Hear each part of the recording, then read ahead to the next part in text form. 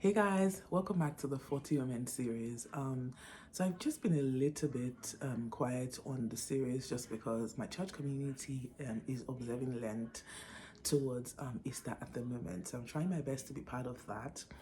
And then I just had a second thought that actually this shouldn't stop me. I'm going to try and put out videos on the women of the Bible that is not a heavy lift. So today I'm going to be talking about Naomi, and then following, I will talk about Oprah. I will talk about Ruth probably after Esther, but I will try to put in the women of the Bible whose stories are not like a heavy, one, just so that I just keep up the momentum and get you guys tracking and following along.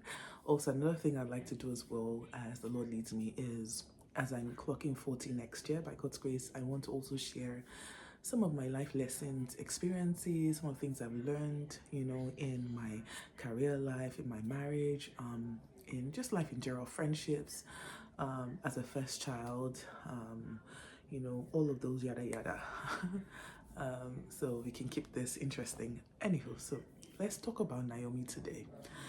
For some of you, you're aware with the story of Ruth. Naomi happens to be Ruth's mother-in-law, and a lot of the times we talk about Naomi, yes, but I feel like sometimes the story feels more about Ruth and Boaz, and so I just want to break out these three women in the story: Naomi, Ruth, and even Oprah, who's always criticized. Well, not always. Some people will just feel like she was a lawyer, but I just feel like anytime I'm studying the Bible about certain characters, I feel like we should focus on the character, and we can focus on what other people are doing, but I feel like we can tend to take away from people's life story by saying, oh, you did this way, and we're comparing. I think even in real life, I don't think that's how we should approach life. Everybody's story is different. Their reason for their choices is also different. There are different things that inform us. We're coming from different places, we have different ideologies and different thinking. Somebody can make one decision and it's based on hurt, trauma. Somebody can make the same decision and it's not based on hurt and trauma, it's based on wisdom. So I try not to compare some of these things. So let's jump right into it. Now, Naomi happens to be the wife of a man called Elimelech, who was from Bethlehem, Judah, and there was a time where there was hunger strike, there was famine or famine, like some of you would call it, and basically, just like any, level-headed human being would decide to pursue greener pastures, want to better their lives for their family. I don't think there's anything wrong in Elimelech carrying his bags, telling his family, look, we're going to another city. Some of you are familiar, if you're from Nigeria, you're about to be precise. I mean, a lot of people have adopted that word now. There is the word Japa. So Elimelech is like, look, let us Japa out of here. Let us leave this country for greener pastures. We're not told if he asked God about it.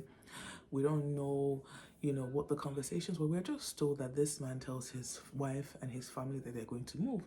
So where does this leave Naomi in the decision making? We're not also told whether she pushed back, whether she said, no, I'm not going to go. I don't think we should go. We don't know if she contributed to it. Whatever the case, she decides to go with her husband, obviously. I mean, just to backtrack, because I said obviously, but do you know that there are times where this can actually be a big issue in marriages, where a couple gets married and they're like, the husband is like, well, I feel like the Lord is speaking to me to move to Saudi Arabia. And the wife is like, no, the Lord did not tell me that. And this can actually be a bone of contention between a couple. These kinds of things can actually can be an issue in some marriages, where the wife is like, I don't think the Lord told me this and I'm not moving. In other cases, the wife is like, okay, I'll submit to God and I'll follow you. So I digress, but I just wanted to say that, the Bible doesn't tell us whatever ensued. He just tells us that this whole family moved to the city of Moab.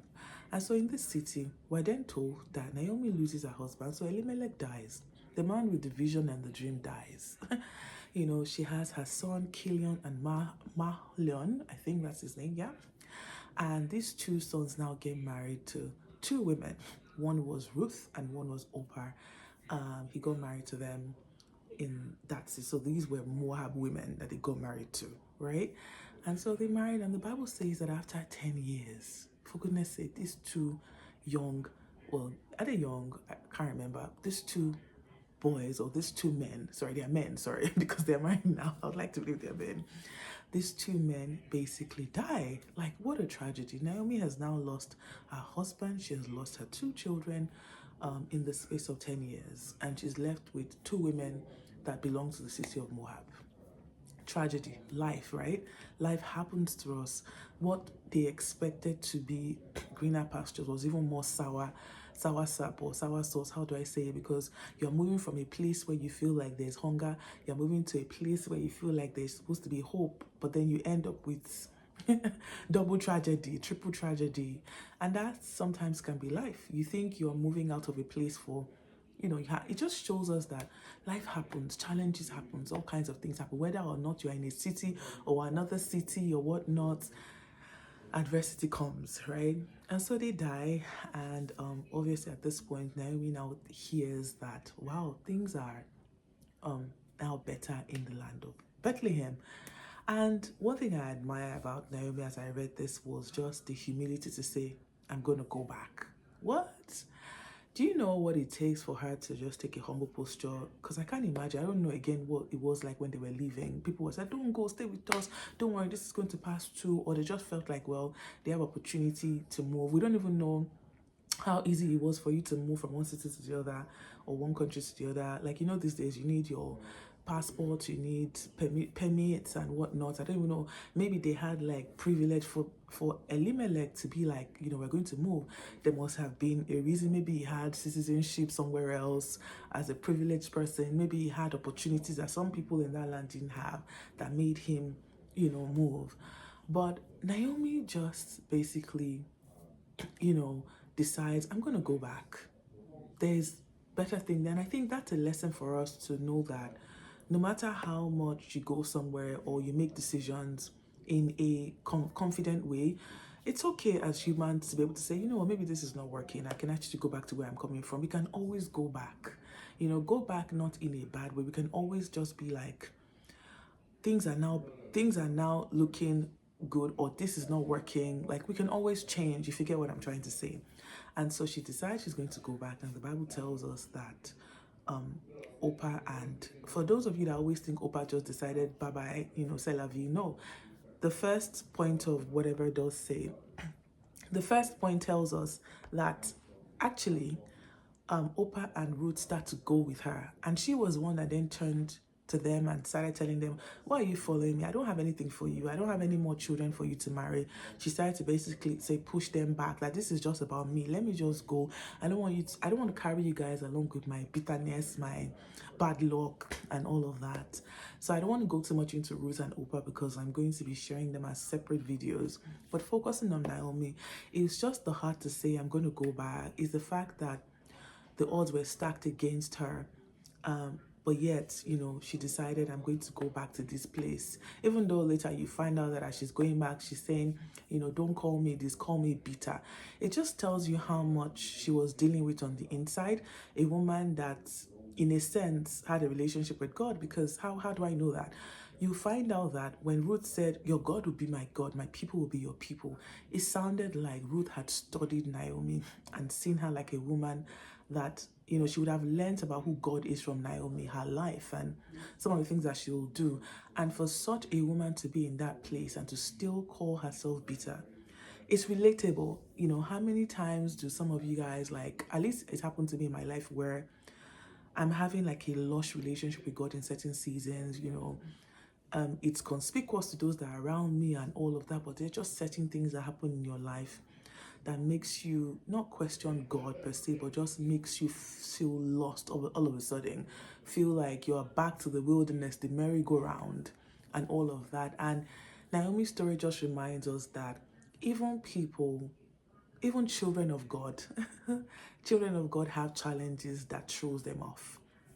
I think about it from Naomi's POV that, this is a woman that was just submitting to the leadership of her husband. If she was thinking otherwise before, she had come to a city. What could she have done? She couldn't have rebelled against her husband if she felt like he shouldn't have gone that route, But at the end of the day, things happened, and she didn't let that put her down. Yes, it could have altered the way she saw herself, and that's what happens sometimes with that's always kind of the remnant of when certain huge like things happen to us. Like sometimes you can leave remnant, and I feel like it was the remnant of the situation that have impacted Naomi for her to look at herself that way and be like, call me bitter, you know. But it doesn't mean that she didn't still see God as the God of Israel, as the God of today, yesterday, and tomorrow. You know, she was just going through a season in her life that made her question who she was.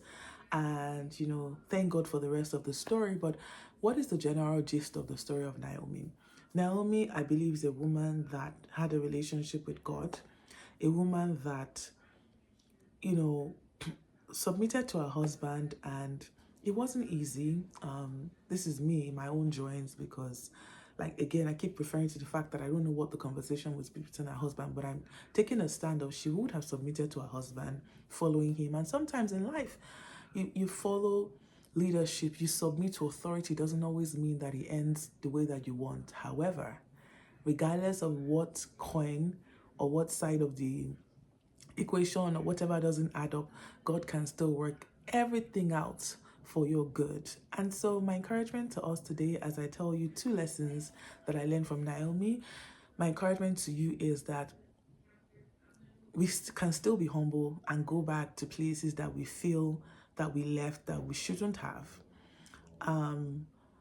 We can take that humble posture, and I think also to encourage us that even children of God go through struggles, go through moments where they question who they are. You know, it doesn't change who they are, but they question who they are. And so my lesson from the story of Naomi is humility. And the second lesson is submission and just unflinching trust in God. So yeah, let me know what you learned from the story of Naomi. I'm looking forward to sharing on Oprah, Ruth, there is Eve, there's in fact, the stories are endless. I'm just super excited about this 40 Women series. Alrighty, thank you for joining today. I look forward to hearing from you. Take care. God bless. Bye-bye.